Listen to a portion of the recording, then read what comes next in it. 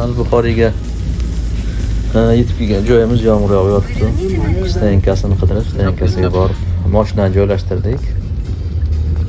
Yomg'ir kuchli yog'yapti, lekin mashina kam. Juda ham dahshat yomg'irda chiroyli ko'rinar ekan, qarang, suvni.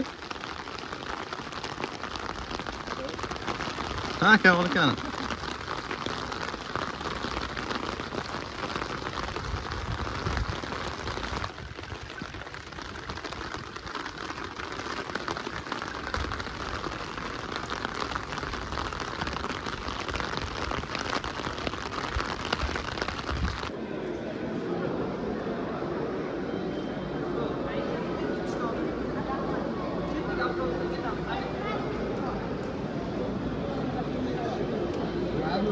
Yozda suradigan.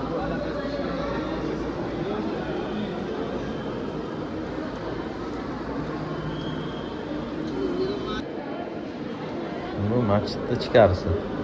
Namoz o'qiladigan joyi, badbalda pastga tushiladi. Ishin vaqtiga to'g'ri keldik, namoz boshlangan vaqtda. Mana shu ustunlar hammasi toshdan qilingan.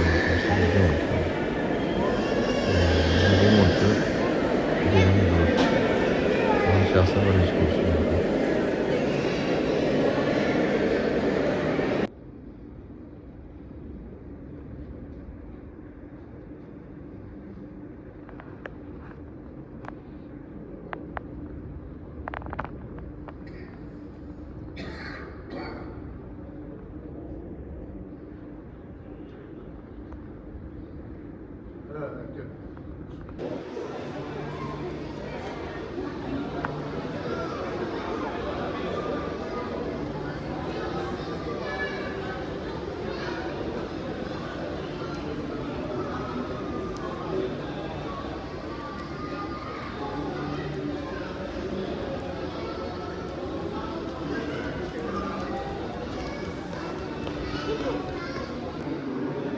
Bu muzeyga kirdik ichkariga. Muzey bor ekan, gid aylantiradi birga.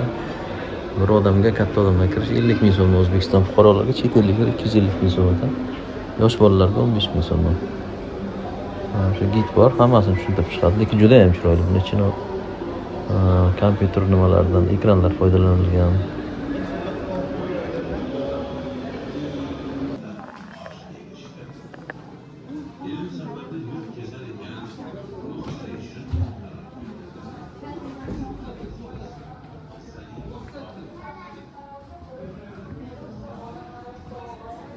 Spichkasini o'chirib qo'yamiz aka.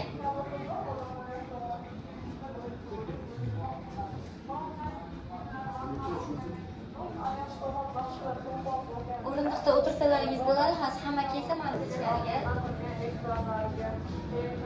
Bu yerda dastlab Qur'onda nomlari keltirilgan 25 ta payg'ambarni ko'rishimiz mumkin. Birinchi bo'limimiz payg'ambarimiz sollallohu alayhi vasallam hayotlari haqida ma'lumotlar beradi. 25 ta payg'ambar, ularning eng birinchisi Odam alayhissalom hazratlari, insoniyatning otasi hisoblanadi hamda barcha mavjudotlarni o'rganib, ularga nom bergan hisoblanadi. Ketma-ketligida ko'rishingiz mumkin, barchalar haqida ingliz, arab, o'zbek tillarida ma'lumotlar beriladi. Yusuf alayhissalom hazratlari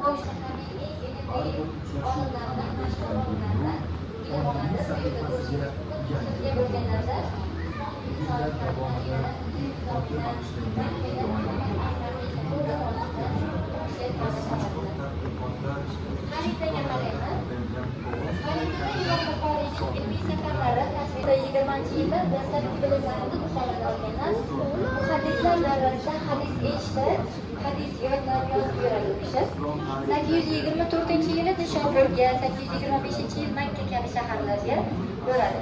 16 yoshlarida onasi, akasi bilan bu yerda ko'rsatiladi.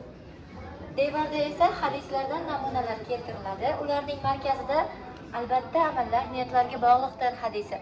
Ushbu hadis sahih